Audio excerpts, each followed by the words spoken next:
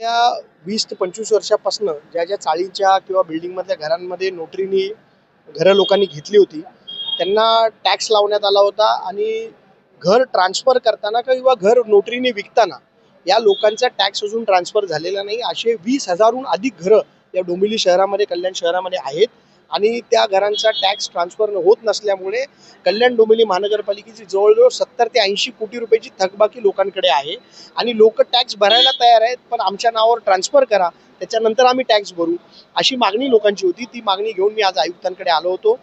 नोटरीवरच्या घरांचा ट्रान्सफरचा विषय खूप मोठा आणि गंभीर कल्याण डोंबिवलीमध्ये आहे.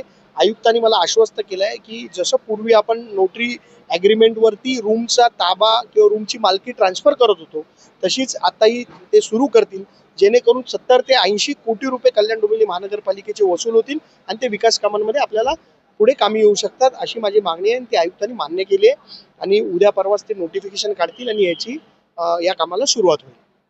जवळ 1000 चाळी आणि छोट्या घरांमध्ये राहणाऱ्या लोकांचा प्रश्न याच्यामुळे मिटणार आहे.